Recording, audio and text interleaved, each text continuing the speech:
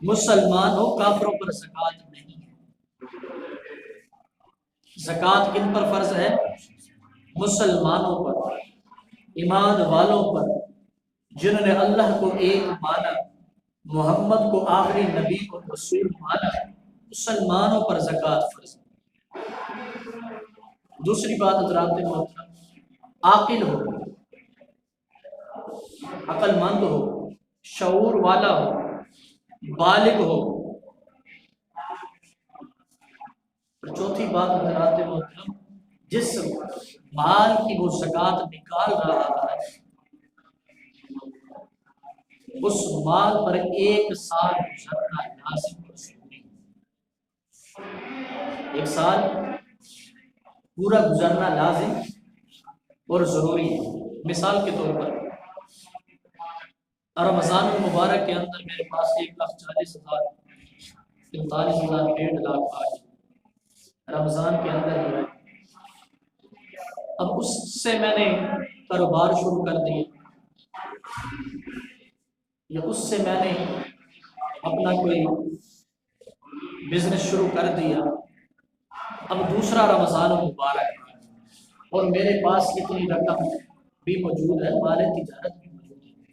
اب 1 سال گزر گیا، ایک رمضان المبارک سے لے کر دوسرے رمضان تک ایک پورا سال گزر گیا۔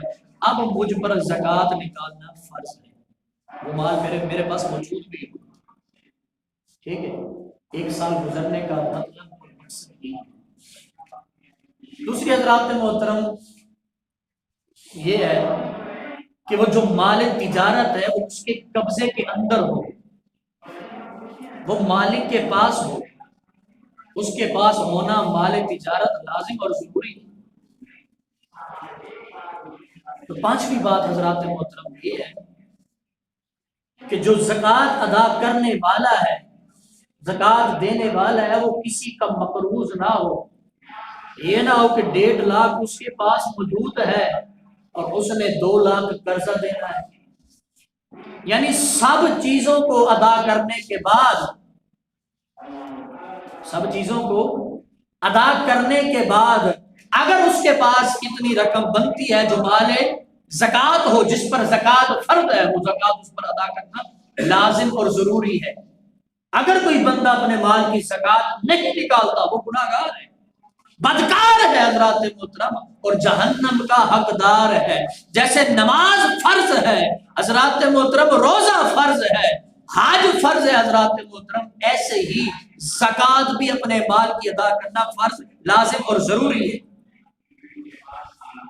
جو اپنے مال کی زکوٰۃ ادا نہیں کرتے اس کے بارے میں حضرت سیدنا ابو ہریرہ اس حدیث پاک کے راوی ہیں، آپ فرماتے ہیں نبی کریم رؤوف الرحیم صلی اللہ تعالی علیہ وآلہ وسلم نے ارشاد فرمایا کہ جو لوگ اپنے مال کی زکوٰۃ نہیں نکالتے، قیامت کا دن ہولناکیوں کا دن ہوگا، 50,000 سال کے برابر کا وہ دن ہوگا۔ وہی مال حضرات محترم ایک سانپ کی شکل اختیار کرنے کا، وہ مال جو دنیا کے اندر اس نے بینکوں کے اندر جمع کر کے رکھا تھا، وہ مال جو دنیا کے اندر اس نے اپنے گھر کے باکسز کے اندر بند کر کے رکھا تھا، نہ اللہ کا حق ادا کرتا تھا، نہ رسول کا حق ادا کرتا تھا، نہ غریبوں کو دیتا تھا، نہ مساکین کو دیتا تھا، نہ یتیموں کو دیتا تھا، نہ فقیروں کو دیتا تھا، وہ مال حضرات محترم قیامت کے دن ایک گنجے سانپ کی شکل اختیار کر دے گا۔ میرے نبی علیہ الصلوۃ والسلام نے ارشاد فرمایا وہ سانپ ایک توق بن کر اس کے گلے کے اندر پہنا دیا جائے گا، وہ بندہ بھاگے گا، اسے وہ سانپ اس کے پیچھے ہوگا، وہ بندہ بھاگے گا، سانپ اس کے پیچھے ہوگا، اور سانپ بولے گا اور کہے گا تو کہاں بھاگتا ہے، میں تیرا وہی مال ہوں جس کو تو نے دنیا کے اندر سنبھال کے رکھا تھا، جس کو تو نے سنبھال کے رکھا تھا، نہ زکات ادا کرتا تھا، اللہ کا فرض ادا نہیں کرتا تھا، میں وہی مال ہوں حضرات محترم، اور گلے کا توق بن کر، آزاد بن کر اس کے گلے کے اندر پہنا دیا جائے گا۔ جو اپنے مال سے محبت کرتے ہیں، دولت سے محبت کرتے ہیں، سونا ہے تو سنبھال کے رکھا ہوا ہے، संभाल के रखी हुई है, पैसे हैं तो संभाल के रखा हुआ है। वो ज़कात किसने अदा करनी है? ज़कात मुसलमान पर फर्ज है, जो नहीं अदा करते वो गुनाहगार हैं, ये माफी नहीं है। ज़कात अदा करो। अपने पिछले सालों का अंदाजा लगाओ, जिनने माल पूल जमा कर लिया, 10 साल हो गए, 5 साल हो गए, 4 साल हो गए, 10 तोले सोना घर के अंदर संभाल के रखा हुआ है, 5 तोले सोना रखा हुआ है, 7 तोले सोना रखा हुआ है, उसका हिसाब लगाओ। जितने साल की ज़कात बनती है वो अदा करो, वो दो, वरना क़यामत के दिन हज़रात मोहतरम यही माल वबाले जान बन जाएगा और अल्लाह तबारक व तआला इसी माल को अज़ाब की सूरत के अंदर हमारे गले के अंदर डाल देंगे। सोने पर भी ज़कात होती है। सोना सिर्फ शादियों में पहनने के लिए नहीं होता, खुशियों में पहनने के लिए नहीं होता, आने जाने के लिए नहीं होता। अगर इस पर साल गुजर गया है, अगर वो ज़कात की मिकदार जो माल तक पहुंचता है ज़कात निकाले, ये फर्ज है।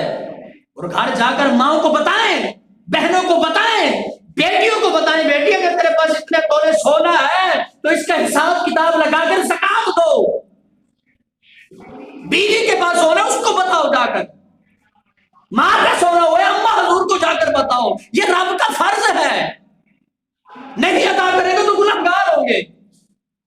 एक और हदीस पाक नबी करीम अलैहिस्सलातु वस्सलाम ने इरशाद फरमाया कि जो बंदा अपने माल की जिस पर ज़कात फर्ज होती है वो ज़कात अदा नहीं करता, अल्लाह तबारक व तआला उसकी नमाज भी कबूल नहीं करता, नमाज भी रब कबूल नहीं करता।